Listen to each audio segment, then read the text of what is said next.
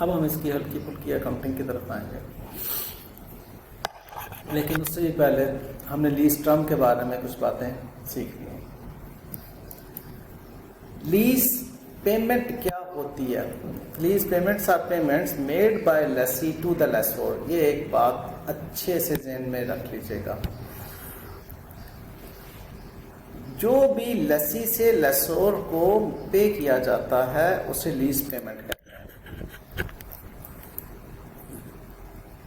लेसी वो जो एसेट को यूज करने का राइट रखता है वो लेसी है, और लेसोर वो जिसकी मलकियत होती है उस एसेट की। मैं रेंट कार का बिजनेस करता हूं, आपको 3 साल के लिए किराए पर कार दे देता हूं, तो आप लेसी हैं, मैं लेसोर हूं। Excuse me. तो आप मुझे उस गाड़ी के इस्तेमाल के बदले में फिक्स्ड पेमेंट करते हैं, माहाना या सालाना, ठीक है, जिसको लीज इंस्टॉलमेंट्स भी आप कह देते हैं।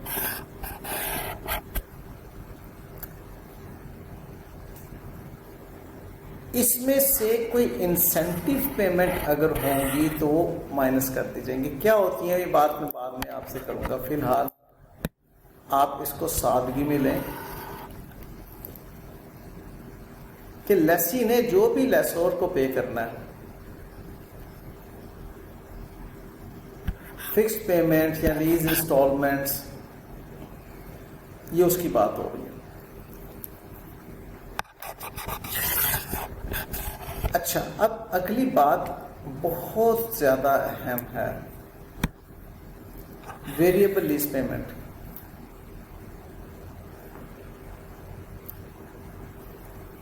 उससे आगे जो लिखा हुआ है वो मैं बाद में बात करूंगा, फिलहाल मैं वेरिएबल लीज पेमेंट के बारे में बात करूंगा। आपने गाड़ी मुझसे किराए पर ली, मैं जरा तस्वीर कशी करके बात करता हूं कि रेंट अ कार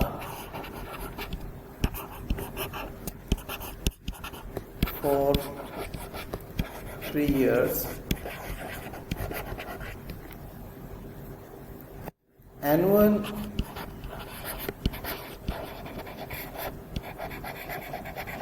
पेमेंट से ₹1 million, सालाना 10 लाख रुपए आप मुझे देंगे।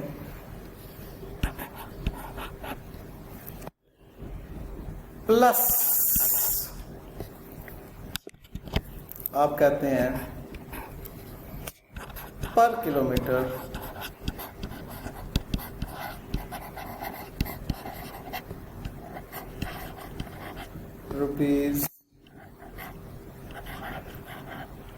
₹100 पे करेंगे। जितने किलोमीटर चलाएंगे 100 रुपये उसका आप मुझे देंगे। ये तय पाया। तो बताइए ये फिक्स पेमेंट है या नहीं, और ये वेरिएबल है या नहीं?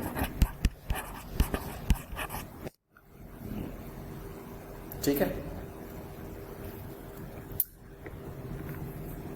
अब मैं इस तरफ आ रहा हूं जो उसने बात की है, that depends on the index और अ रेट। ये जो है किसी इंडेक्स पे नहीं बेस कर, यहां पे जो रेट की बात हो रही है ना,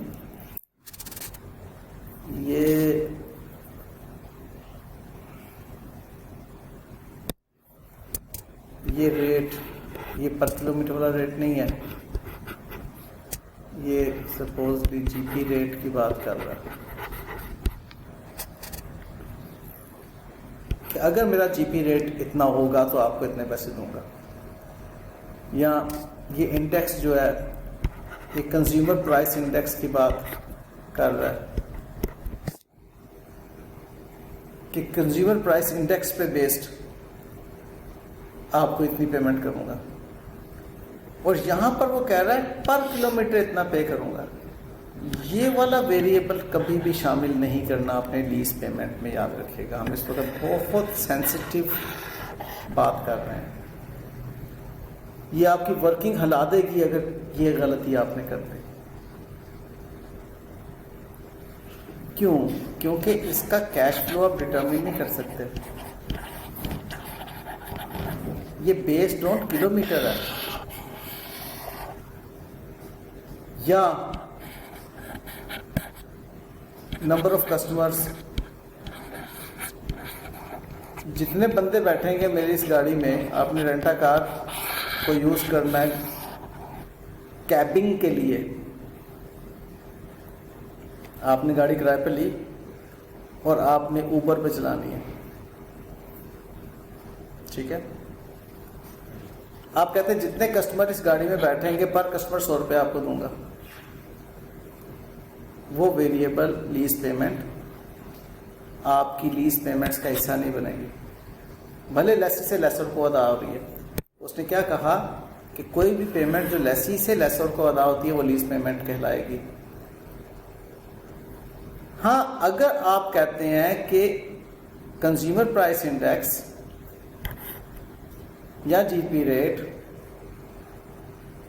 हमारा इस वक्त ये है, उसमें इतनी इंक्रीज होगी तो मैं ये आपको बात करूंगा, तो उसका कैश फ्लो डिटरमिन हो सकता है, एस्टिमेट किया जा सकता है कैश फ्लो।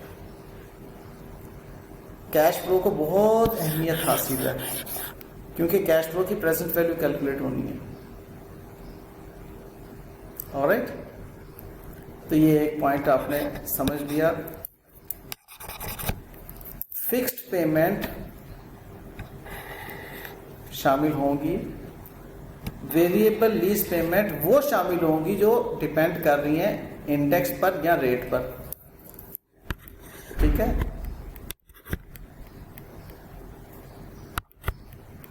और the excise price over purchase option if the lessee is reasonably certain to excise the option। मैं चाहूंगा आप मुझे बताएं आपको इस जुमले की क्या समझ आई है। एक्साइज प्राइस से क्या मतलब है?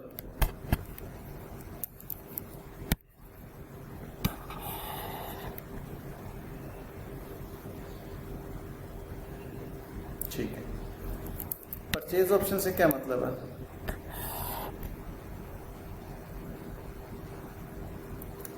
मैं आपसे कहता हूं कि 3 साल के लिए मैंने आपको गाड़ी किराए पे दी है, 3 साल के बाद खरीदना चाहो तो खरीद लेना।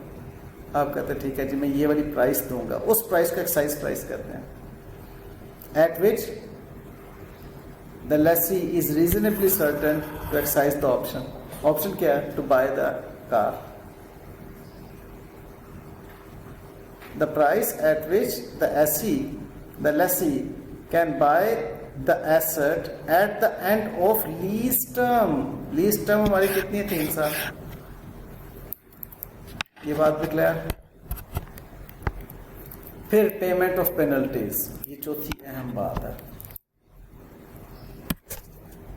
फिक्स्ड, वेरिएबल, आपकी bargain purchase option, bargain purchase की प्राइस, एक्साइज प्राइस, और payment of penalty for terminating the lease. आप एज्यूम कर लेते हैं कि मैंने ये लीज टर्मिनेट करनी है 3 साल से पहले, लिहाजा मुझे पेनल्टी पे करना पड़ेगी लेसी से लेसोर को। तो वो जो पेनल्टी है वो आप कैश फ्लो उसकी भी डिटरमिन कर सकते हैं, एस्टिमेट कर सकते हैं। Absolute cash flow, I am talking about absolute cash flow.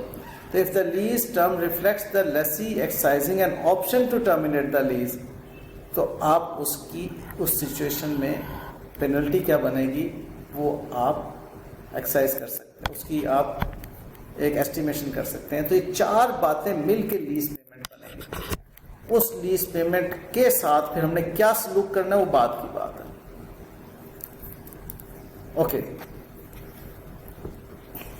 Lease payments also include for the lessee और फॉर द लेसोर। लेसी के केस में और लेसोर के केस में। अब ये रेजिडुअल वैल्यू की बात करेगा।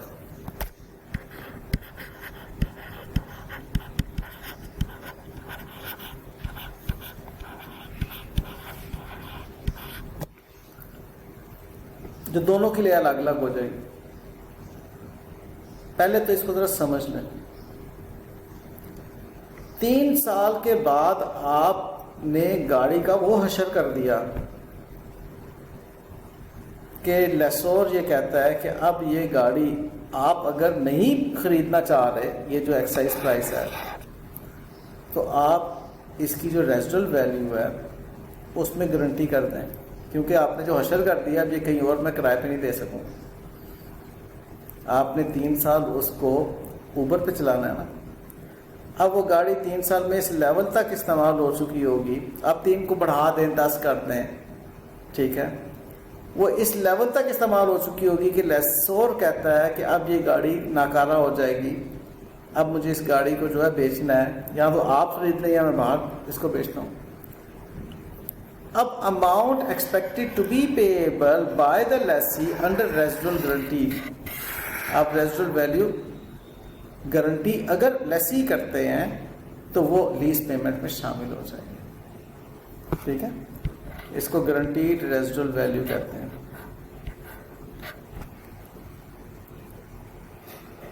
अच्छा, ये तो था लेसी के पॉइंट ऑफ व्यू से।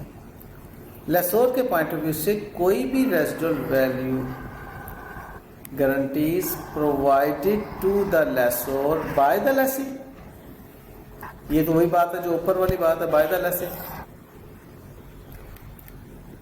और a party related to the lessee. ये लेसी कहता है जी, ये लेसोर के पॉइंट ऑफ व्यू से बात कर रहा है। लेसी कहता है मैं तो नहीं पैसे दूंगा, हाँ मैं को पार्टी आपको बता देता हूँ, वो ये गाड़ी को गारंटी कर देगी। लेसी की a party related to the lessee और a third party not related to the lessor that is financially capable of charging the obligation under the guarantee। ये कंपनीज नॉर्मली जो है इंश्योरेंस कंपनीज होती हैं।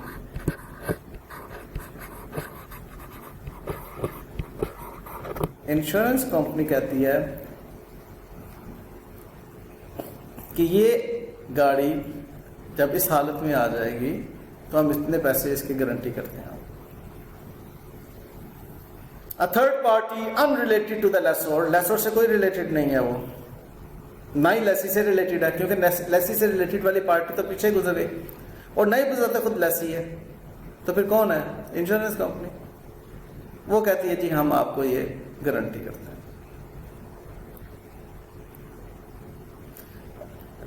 Residual guarantee value क्या है? ठीक है, मैं इसको गारंटीड रेजिडुअल वैल्यू कहता हूँ। इधर ये कह रहे हैं residual value guarantee is a guarantee made to a lessor by a party unrelated to the lessor that the value or part of the value of an underlying asset at the end of lease will be at least a specified amount।